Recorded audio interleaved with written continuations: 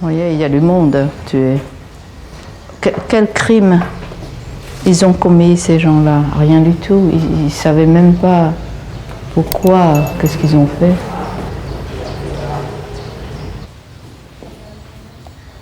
« 1 700 000 morts, peut-être 2 millions. En 1975, lorsque les Khmers rouges prennent le pouvoir à Phnom Penh, Kek Galabru était à l'étranger. Elle a hésité, puis refusé de revenir. Une prémonition, sur les 1000 intellectuels rentrés au pays à l'invitation de Pol Pot, 200 à peine ont survécu, la plupart torturés et exécutés ici même. Il y a une large majorité de Cambodgiens qui veulent un tribunal international pour juger ces criminels. C'est un crime contre l'humanité.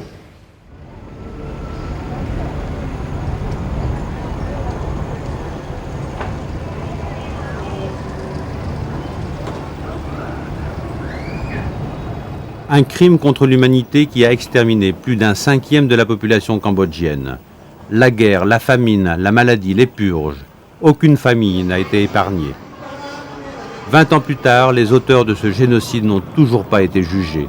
Ils vivent en toute impunité, ici dans leur fief, à Pailin, à 600 km de Phnom Penh et à quelques pas de la frontière avec la Thaïlande. Ils ont négocié leur liberté contre la fin des combats.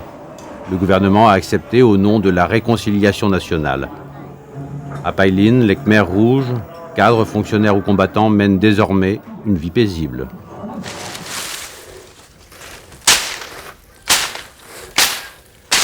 Kongé, un ancien combattant Khmer rouge, 25 ans de service, 5 dans les coopératives agricoles, 20 sur la ligne de front. Démobilisé il y a quelques mois, il a reçu un lopin de terre à cultiver et pour compléter, il touche une petite pension. Il a construit lui-même sa maison où il vit avec sa femme et un fils de 10 ans. Kongé n'est jamais allé à l'école, la seule éducation qu'il ait reçue, c'est la propagande du parti.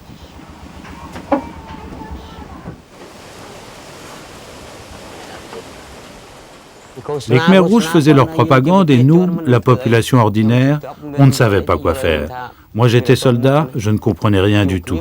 J'étais sur la ligne de front pour combattre et les problèmes de politique, j'y comprenais rien du tout. Kongé n'est pas très à l'aise. À côté de lui, une femme est venue s'asseoir, c'est la commissaire politique de son quartier. Les massacres, les purges, est-ce qu'il en a été le témoin? Non, il n'a rien vu.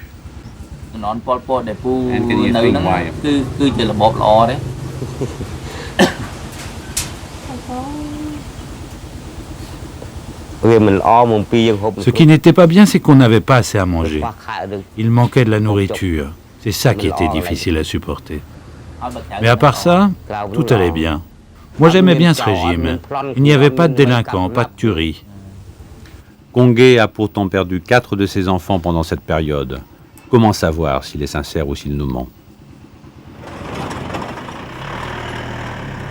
Voici le 415e bataillon Khmer rouge dans lequel il a servi. C'est aujourd'hui une unité de l'armée royale rebaptisée 22e bataillon d'infanterie. Les uniformes ont changé, mais les armes n'ont pas été rendues. Ce matin, le bataillon est rassemblé pour la remise de galons aux officiers.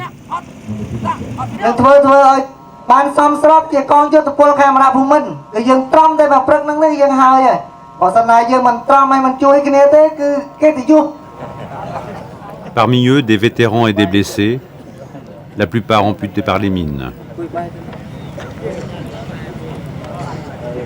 Ils ont passé de nombreuses années dans les maquis.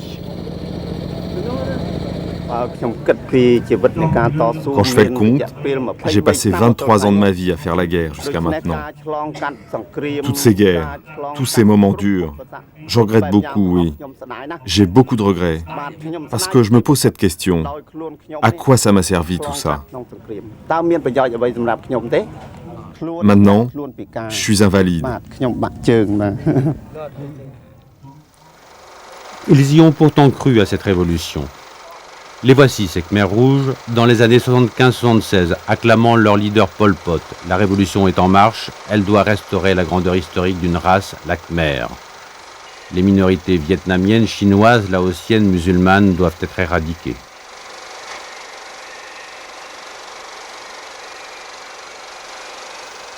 Mais avec elle, tous les Khmers déchus, citadins ou intellectuels. Les villes sont entièrement vidées et les habitants soumis à la déportation et aux travaux forcés.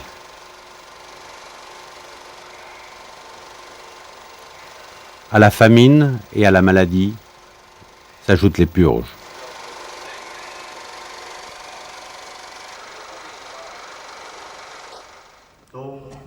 Cet homme était l'ancien garde du corps de Pol Pot, aujourd'hui il parade. Son nom est Tichin, il est devenu le maire de Pailin.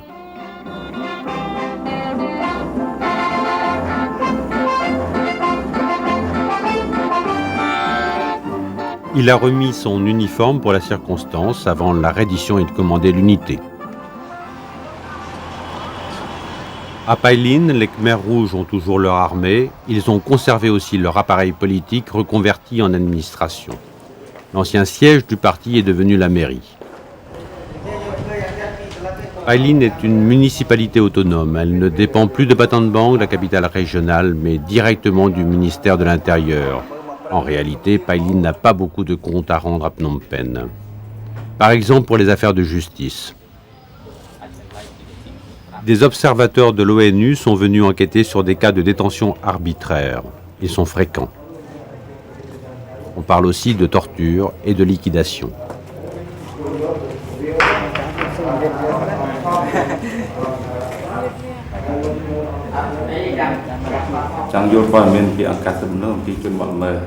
Je dois vous dire qu'ici, justice et police travaillent en bonne relation.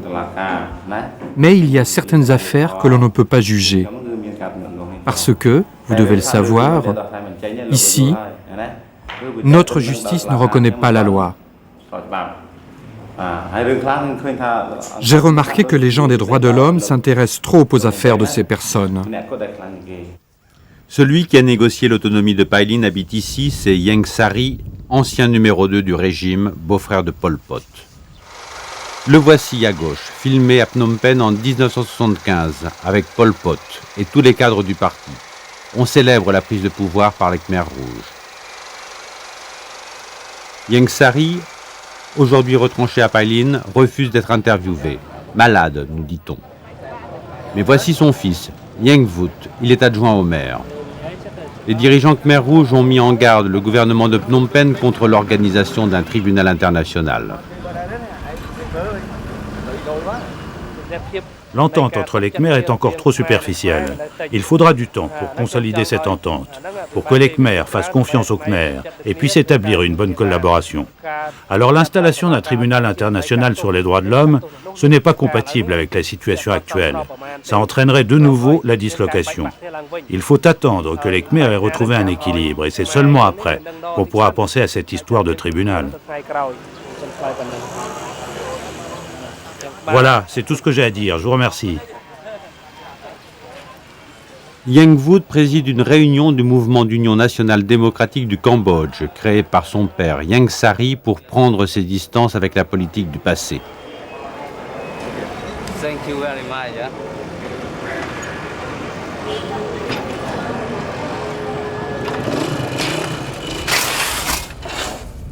La force des Khmers rouges, c'est aussi leur pouvoir économique. Les mines de rubis et de saphirs de Pailin leur rapportent près de 40 millions de dollars par an. Une manne qui échappe au pouvoir central de Phnom Penh, mais pas au cadre du parti. Cet homme en uniforme est un officier Khmer rouge. En chemise à carreaux, un homme d'affaires thaïlandais, son associé. Les Khmers possèdent la terre, les Thaïlandais les machines. En fin d'après-midi, ils viennent récolter le produit de l'extraction. Pas beaucoup de pierres aujourd'hui. C'est pas bon. Ils restent discrets sur leurs affaires.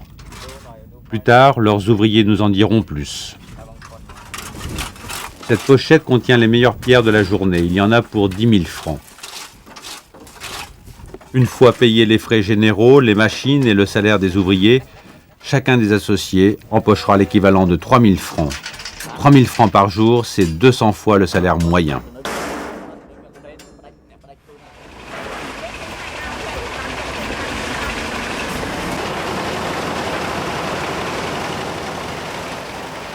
Les hommes d'affaires sont magnanimes. Ils tolèrent que les pauvres viennent grappiller un peu de leur richesse. Cette femme espère pouvoir obtenir une vingtaine de francs avec les saphirs qu'elle a ramassés avec ses 2 enfants.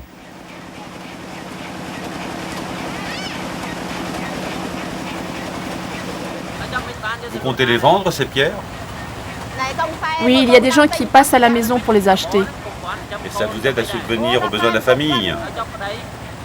Oui, parce que mon mari ne gagne pas assez. Il fait quoi, votre mari, comme travail?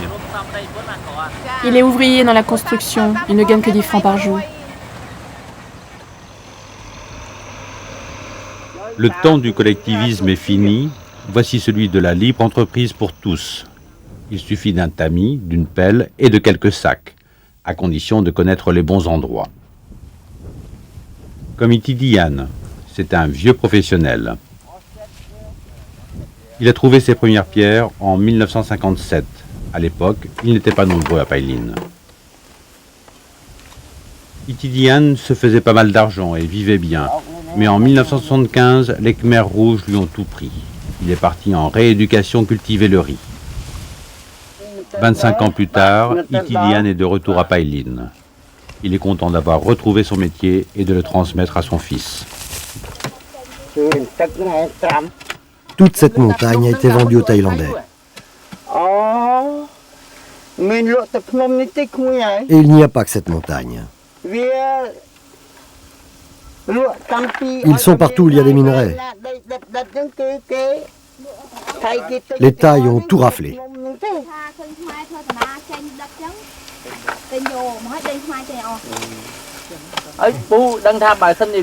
Vous savez, une fois que les mines ont été exploitées, il ne reste plus que de la caillasse, il n'y a plus de bonne terre. Il n'y a plus rien. On ne peut même plus planter rien. Ils ont foutu en l'air tout l'environnement. Moi, je suis venu ici à l'âge de 26 ou 27 ans.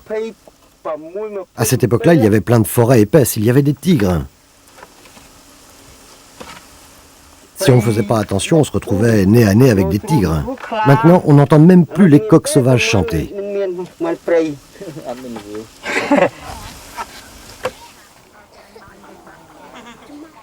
Itidian s'est installé à quelques kilomètres de la ville, avec une vingtaine de familles. C'est déjà presque un village, mais entre les gens, la confiance n'est pas encore totale.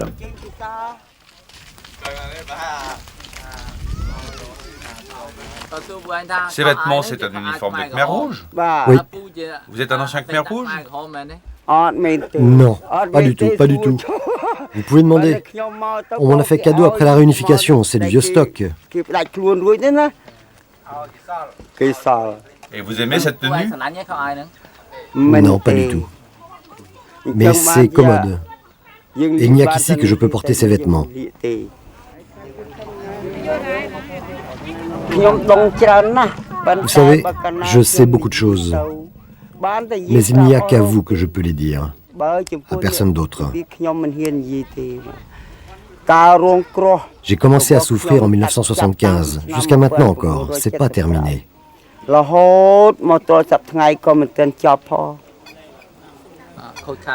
Et de quoi vous êtes victime?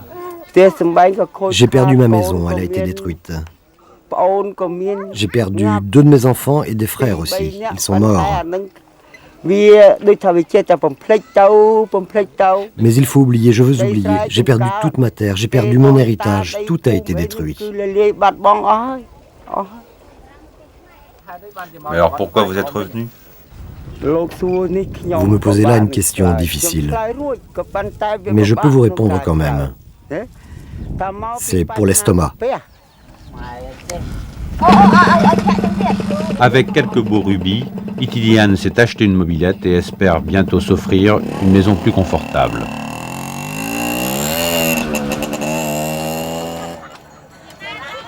Pailin a l'allure d'une ville de pionniers. Elle attire chaque jour de nouveaux arrivants. Les tailleurs de pierre sont installés au marché. Ils viennent pour la plupart de Battambang, la grande ville voisine. On achète, on vend, on fabrique des bijoux. Une grande partie de la production est vendue en Thaïlande.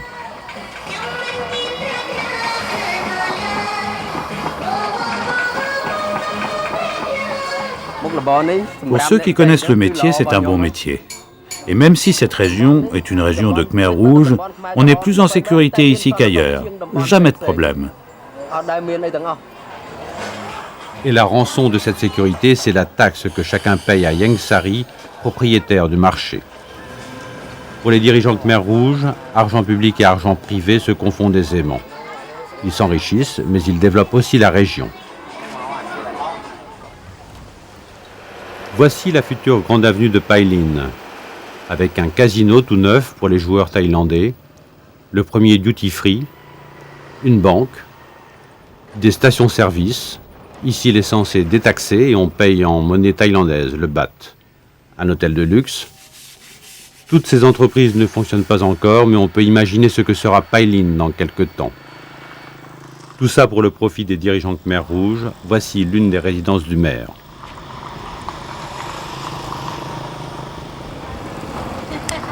Itidian a quelques pierres à vendre. C'est pour lui l'occasion de revoir le quartier où il habitait jusqu'en 1975.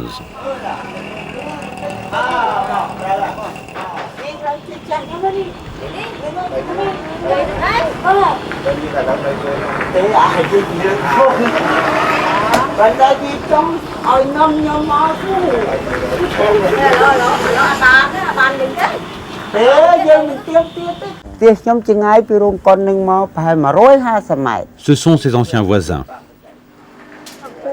Eux aussi ont perdu leur maison et leurs terres au moment de l'évacuation de Pai Lin. Aujourd'hui, comme eux, des centaines de familles recommencent à zéro. Regardez, il n'y a plus de manguiers.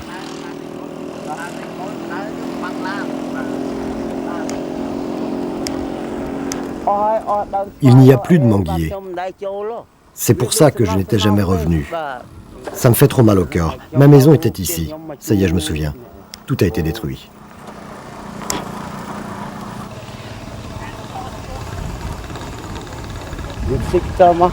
Vous en voulez aux Khmer rouges? Votre cœur est pareil que le mien, mais c'est du passé.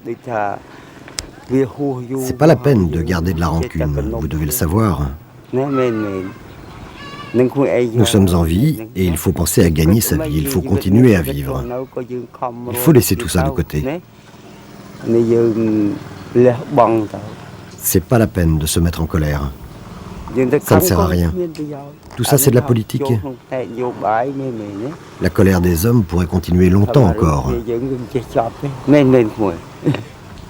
Est-ce qu'il faut juger les Khmer rouges? Si vous me posez cette question-là, alors moi je peux vous répondre. Il faut les juger. Mais nous, on est des petites gens. Tout ça dépend des intellectuels, des étudiants et de la population khmer, c'est vrai, oui ou non? Vous êtes comme moi. Comment répondre à une telle question?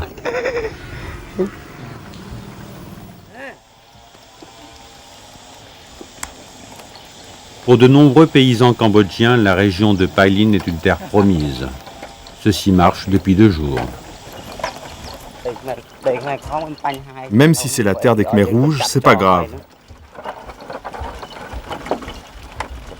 Ils nous ont dit, maintenant vous pouvez venir, vous êtes autorisés à prendre un terrain pour vous y installer. On souhaite qu'il y ait du monde qui vienne, c'est mieux. On verra plus tard s'il y a encore des problèmes.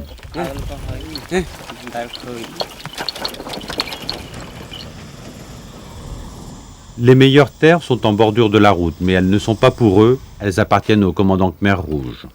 Et ce sont les nouveaux arrivants qui les défrichent.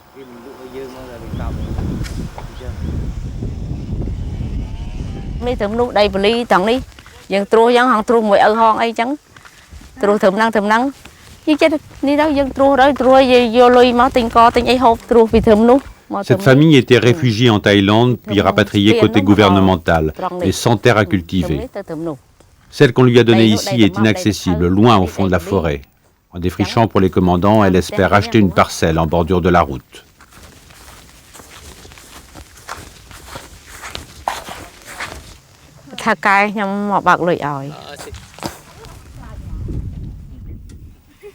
Dans la voiture, les hommes du commandant, propriétaires des terrains.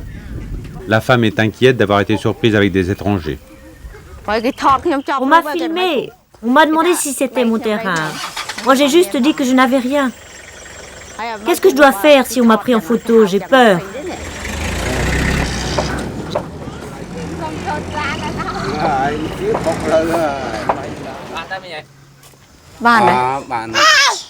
J'ai reçu 5000 bahts qu'on doit partager à 20 familles. Ça fera 200 ou 300 bahts par famille. Vous voyez, les riches, eux, ils ne vivent pas dans la forêt. À chaque paye, on n'a que ça. Il ne reste que ça. Quand vont-ils nous donner ce qu'ils nous doivent encore pour acheter quelque chose?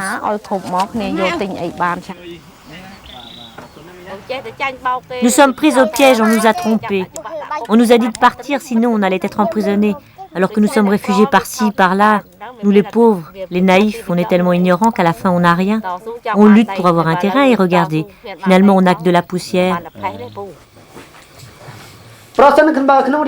Les officiers qui possèdent les terres les voici aujourd'hui à l'école des droits de l'homme. Leur instructeur, un officier de l'armée royale formé par l'ONU. On y met de la bonne volonté, mais tout ça reste un peu confus. Quelqu'un peut-il me donner la définition du mot droit? Qui peut me répondre? Allez-y.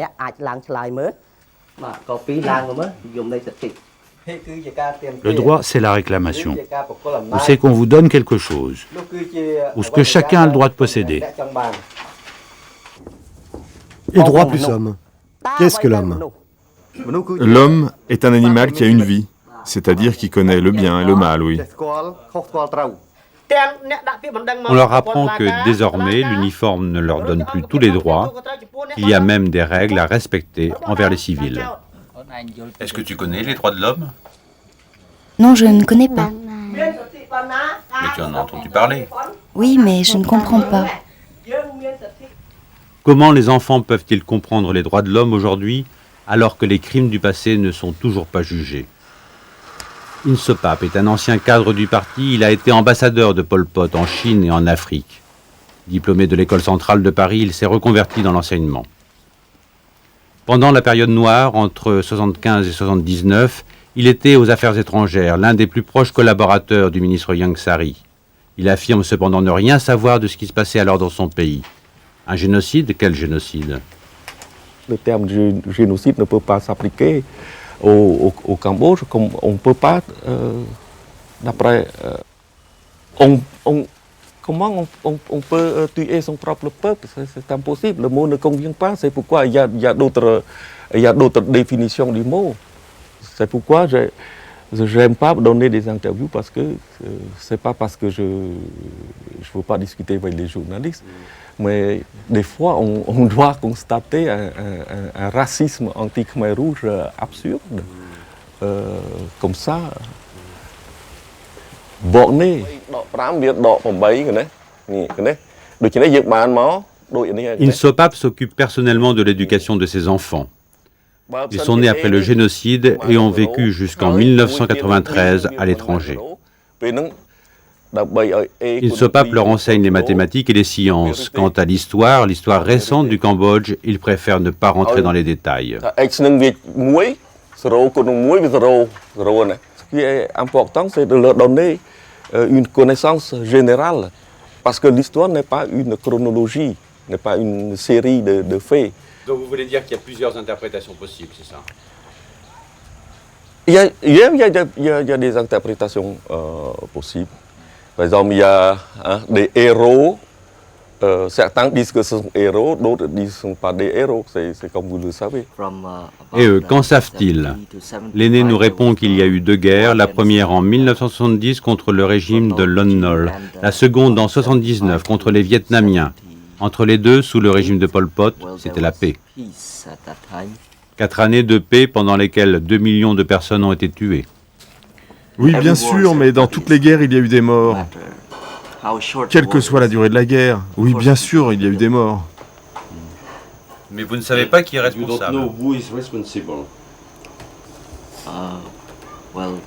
Écoutez, non, pas vraiment. Mais ceux qui ont été tués sont tous des Khmers. Et aussi ceux qui les ont tués.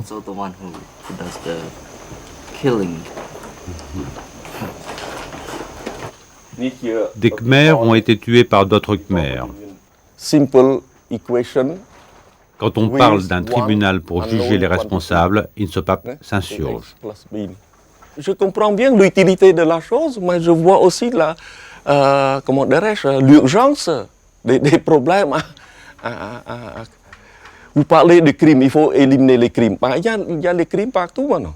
Il faut éliminer ces crimes d'abord. Je ne dis pas qu'il faut négliger, qu'il faut laisser de côté la justice, non. Mais que chaque chose en son temps. Par exemple, si je parle de procès de telle ou telle personnalité à mes enfants, qu'est-ce que ça peut leur donner? Tandis que si je donne des cours comme ça leur donne quelque chose. Ça va leur donner quelque chose. Désolé, vraiment désolé, ce sont les termes employés par Nonchea, l'un des dirigeants Khmer rouges, lors de sa reddition. Écoutez, c'est même une insulte au peuple cambodgien de dire nous sommes désolés. Il vaut mieux qu'ils ne disent rien. Parce que dire désolé, comment on peut être désolé après avoir été responsable de presque 2 millions de morts? Et vous avez vu vous-même dans cette pièce-là, ce musée, il y a des gens qui ont été torturés avant de mourir. Et qu'est-ce qu'ils ont fait? Qu'est-ce qu'ils ont commis comme crime? Rien du tout. Alors, être désolé, c'est vraiment une insulte à la mémoire des victimes.